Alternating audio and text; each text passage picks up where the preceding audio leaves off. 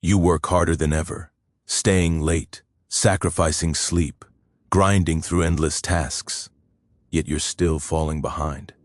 What if the problem isn't that you're not trying hard enough, but that you're trying in the wrong way? In this video, I'll share 6 counterintuitive strategies backed by psychology that'll help you achieve more by doing less. I discovered these principles after burning myself out completely, working 14-hour days while watching others succeed with seemingly half the effort. The problem is, we've been taught that success equals sacrifice and exhaustion. But research from Stanford University shows that productivity actually drops after 50 hours per week. By the end of this video, you'll know exactly how to work smarter, not harder, using proven methods that elite performers use daily. Let's dive in. Now, here's where it gets interesting. Everything you've been taught about pushing through is actually sabotaging your performance. The strategic pause principle is intentionally stopping before you feel tired, not after. Instead of working until exhaustion, you schedule breaks when you're still feeling productive. Think of it like a runner pacing themselves in a marathon rather than sprinting until collapse. Research from Desk Time found that the most productive people work in 52-minute intervals followed by 17-minute breaks. This works because your brain's prefrontal cortex, responsible for focus and decision-making, depletes like a battery. When you push through exhaustion, you're not being productive. You're just moving things around on your desk. Studies show that working tired makes you up to 60% less effective, meaning you're essentially wasting hours every day. First, set a timer for 50 minutes of focused work, no distractions. Second, when the timer goes off, stop immediately, even if you're in the middle of something. This creates a natural hook that makes returning easier. Third, during your break, move your body. Stand up, stretch, walk outside. Don't scroll social media or check emails because that's not real rest for your brain. Fourth, track this for 1 week and watch your output double. The common mistake? People think I'll just finish this one thing and end up working 3 more hours straight. That's ego, not productivity. But here's something even more powerful.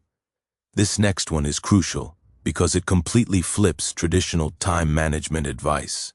The constraint advantage means artificially limiting your available time to force efficiency.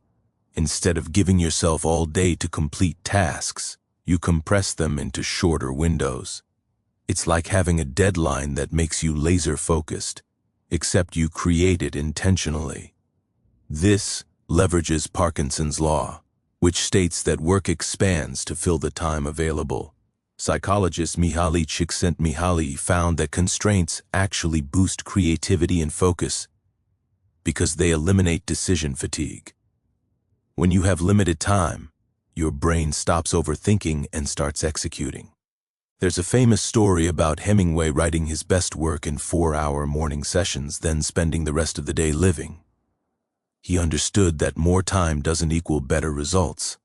First, choose your 3 most important tasks for tomorrow, not 10, just 3. Second, assign each task a specific time block that's 25% shorter than you think you need. If something usually takes 2 hours, give yourself 90 minutes. Third, make these appointments with yourself non-negotiable, like doctor's appointments. Fourth, eliminate all escape routes. No phone, no email, no quick breaks to check messages. For instance, instead of saying, "I'll work on the report today," try, "I'll complete the report draft from 9 to 10:30 a.m., period. The specificity and constraint force your brain into performance mode. Now, let's talk about something that changes everything. Most people don't know this, but your willpower and energy fluctuate dramatically throughout the day, and ignoring this costs you hours of productivity. An energy audit means tracking when you naturally have peak mental performance versus when you're running on fumes. Instead of fighting your biology, you align your most demanding tasks with your energy peaks and save mindless work for low-energy periods. Daniel Pink's research in When reveals that most people have a peak performance window in the late morning, a trough after lunch, and a recovery period in late afternoon. But here's what's fascinating. Only 15% of people actually work according to their chronotype. Your brain is literally 30% more effective at analytical thinking during your peak hours compared to your trough. That means doing hard work at the wrong time is like trying to drive a car with the parking brake on. First, track your energy for 1 week using a simple 1 to 10 scale every 2 hours. Second, identify your patterns. When do you feel sharpest? When do you hit the afternoon slump? Third, ruthlessly protect your peak hours for deep work only. No meetings, no emails, no busy work during your golden hours. Fourth, batch all your administrative tasks, email responses, and calls during your low energy periods. Here's a game changer. If you're a morning person, do your creative and strategic thinking before 11 a.m. If you're a night owl, don't force yourself into society's 9 to 5 expectations when possible. Common mistake?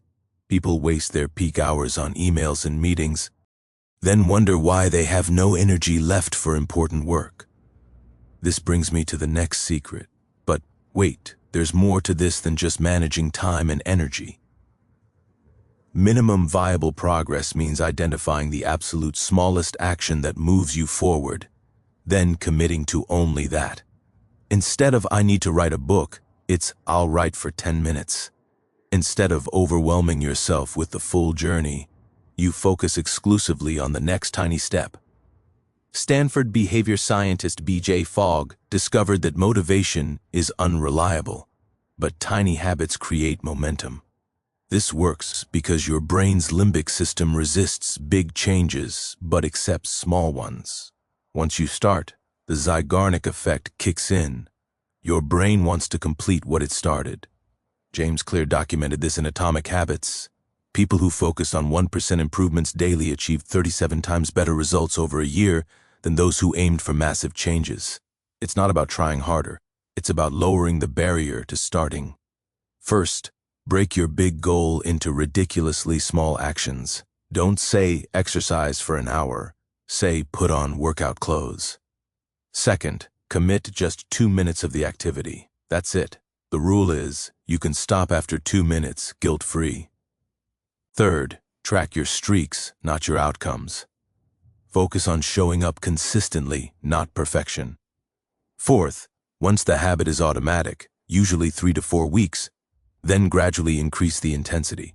For instance, instead of I'll learn Spanish, try I'll do 1 Duolingo lesson while drinking morning coffee. The specificity and smallness remove all excuses. The mistake everyone makes? They aim for massive transformation on day 1, burn out by day 3, then quit entirely. Now, you might be thinking this all sounds good, but what about when you actually have to do hard things? This one is crucial because willpower is overrated. Envier. Meant is everything. Friction elimination means redesigning your environment so the right behaviors are easier than the wrong ones. Instead of relying on discipline, you make success the path of least resistance. It's like putting your running shoes by your bed instead of in the closet. Research from Duke University shows that 45% of our daily behaviors are habitual, meaning they're driven by environmental cues, not conscious decisions. Nobel Prize winner Richard Thaler proved that humans are predictably irrational. We choose easy over important. But here's the psychology. Every bit of friction you add to a bad habit makes you 20% less likely to do it. Every bit of friction you remove from a good habit makes you 20% more likely to do it. You're not lazy. Your environment is just poorly designed. First, identify your biggest time wasters and add friction. Put your phone in another room, log out of social media, delete apps you compulsively check. Second, identify your desired behaviors and remove all friction. Want to read more? Put a book on your pillow. Want to eat healthier? Pre-cut vegetables every Sunday. Third, use the 20-second rule. Make bad habits take 20 seconds longer, good habits 20 seconds faster. Fourth, Design visible cues. Put your guitar in the living room, not the closet. Put your vitamins by your toothbrush. Common mistake? People try to white-knuckle their way through temptation instead of simply removing it. That's exhausting. Winners rig the game in their favor. But that's not all. Here's the final piece that ties everything together. Now, here's where it gets really powerful. Everything we've discussed will fail without this final step. The reflection reset is a 10-minute daily practice where you review what worked, what didn't, and adjust your approach. It's not journaling for feelings. It's strategic analysis of your productivity patterns to continuously optimize. Harvard Business School research found that employees who spent 15 minutes reflecting at the end of the day performed 23% better than those who didn't. This works because of metacognition. Thinking about your thinking. When you reflect, you're training your brain to recognize patterns, learn from mistakes faster, and make better decisions tomorrow. High performers don't just do more, they learn faster. As the saying goes, experience isn't the best teacher. Evaluated experience is. First, set a daily alarm for the same time each evening, preferably 30 minutes before bed. Second, answer 3 specific questions. What went well today and why? What didn't work and what can I learn? And what's the one thing I'll do differently tomorrow? Third, write these down physically. Typing doesn't engage your brain the same way. Fourth, review your weekly reflections every Sunday to spot bigger patterns. For instance, you might notice you are most productive on days you exercise in the morning, or that you waste time after checking email first thing. These insights are gold. The mistake? People reflect randomly when they feel like it instead of making it a system. I promise you, 30 days from now, this single habit will have transformed your entire approach to work. Let's quickly review what we covered today. Number 1, the strategic pause principle. Stop before you're tired, not after. Number 2, the constraint advantage. Less time creates more focus. Number 3, the energy audit system. Work with your biology, not against it. Number 4, minimum viable progress. Tiny consistent steps beat massive sporadic efforts. Number 5, friction elimination. Redesign your environment for automatic success. Number 6, the reflection reset. Learn faster by reviewing daily. Remember, the people who seem to effortlessly achieve their goals aren't superhuman. They've just learned to work with their brains, natural tendencies, instead of fighting them. You have everything you need to accomplish your biggest goals. The only difference between where you are now and where you want to be is applying these systems consistently. Don't wait until you're completely burned out to change your approach. Start with just one of these strategies today. Pick the one that resonated most with you and implement it tomorrow morning. If you found this helpful, hit that like button so more people can discover these strategies. Subscribe for more productivity and self-improvement content that actually works. And drop a comment telling me which of these 6 strategies you're going to try first. I read every single comment. And if you want to learn how to build unbreakable habits that stick for life, check out this video next. Thanks for watching, and I'll see you in the next one.